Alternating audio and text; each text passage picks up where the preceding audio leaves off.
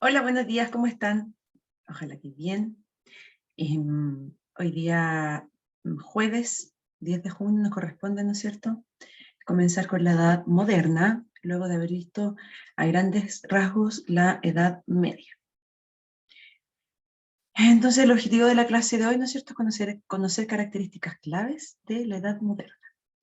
Y me voy a compartir pantalla.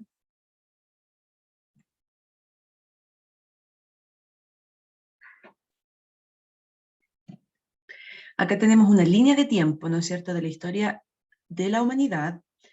Para poder estudiarla, ¿no es cierto?, se divide en siglos, ya que comprende muchos años de historia. Acá, ¿no es cierto?, antes de la Edad Antigua tenemos la prehistoria, luego viene la Edad Antigua, ¿no es cierto?, la Edad Media, que fue la que vimos en la clase anterior a grandes rasgos, una época, ¿no es cierto?, se dice que una época de estancamiento cultural, ¿no es cierto?, dominada por la religiosidad y la fe. Acá la Iglesia tenía gran poder. En la Edad Moderna, que le sigue a la Edad Media, comienza con la caída del Imperio Bizantino de Oriente hasta la Revolución Francesa. ¿Ya? Es una edad donde cambia, ¿no es cierto?, la visión y la Iglesia ya no tiene tanto poder, ¿no es cierto?, surge el humanismo y el renacimiento.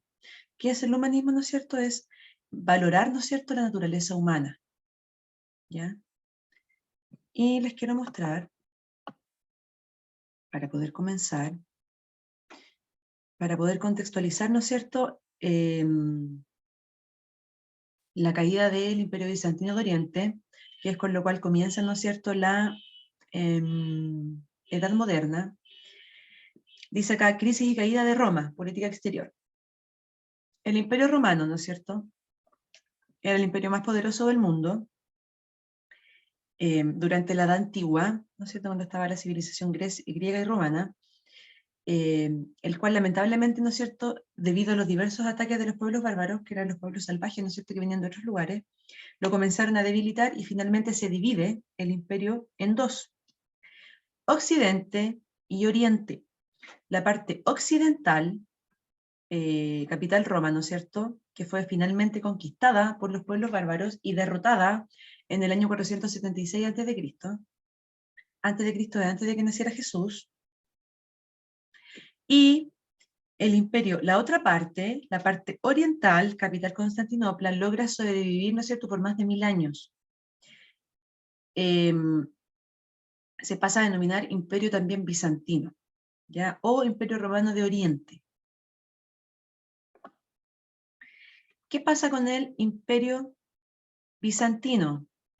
Este lugar, ¿no es cierto?, que cuenta con grandes riquezas, por ser, ¿no es cierto?, por haber mucha cultura, cuenta con grandes riquezas y vive una época, ¿no es cierto?, de tranquilidad y prosperidad durante más de 1000 años.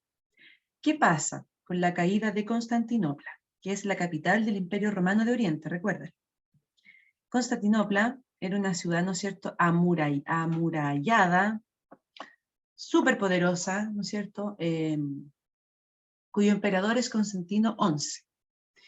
Dice acá, tengo un mapita conceptual. Imperio Bizantino, el origen surge, ¿no es cierto?, con la división del Imperio Romano, realizada por el emperador Teodosio, cuya capital es Constantinopla.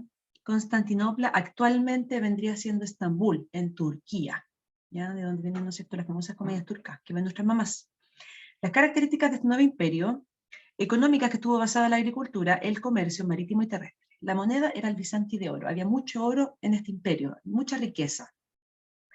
Las políticas, el imperio estaba dividido en temas, que eran provincias, con un jefe militar a cargo, que era el estratega, y un emperador.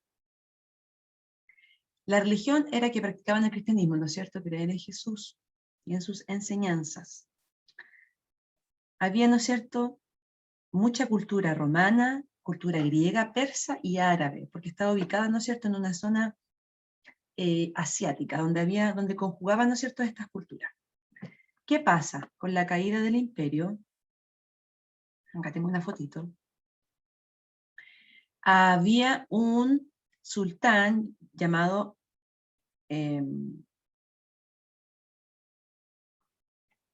Mehmed II,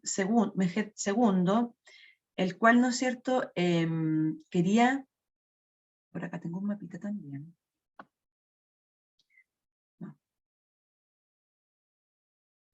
no está el mapita,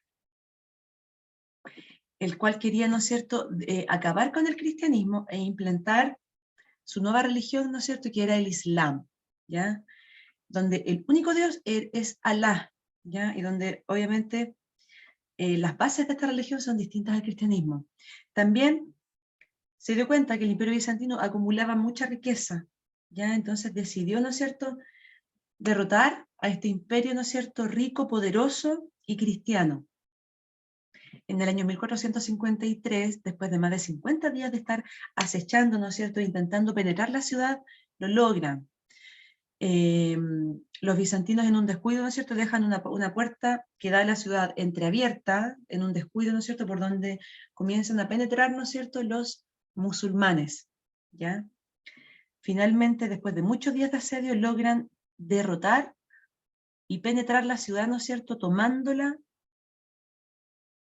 Aquí, como muestra la fotografía, el Imperio Bizantino no contaba con muchos soldados, no así, ¿no es cierto?, el sultán que vino a invadir, que buscaba por sobre todo, ¿no es cierto?, apoderarse de la gran riqueza que acumulaba este imperio, apoderarse del lugar e implantar, ¿no es cierto?, su religión islámica. Entonces, en el año 1453 tenemos, ¿no es cierto?, la caída de Constantinopla, que es la capital, ¿no es cierto?, del Imperio Bizantino de Oriente. Esto es una clase súper breve, chiquillos. Vamos a continuar la próxima clase, ¿no es cierto?, enfocándonos en la parte más religiosa de la Edad Moderna, que es la Reforma y Contrarreforma de Martín Lutero. Aquí vimos los inicios de esta edad, a grandes rasgos, para no confundirlos tanto.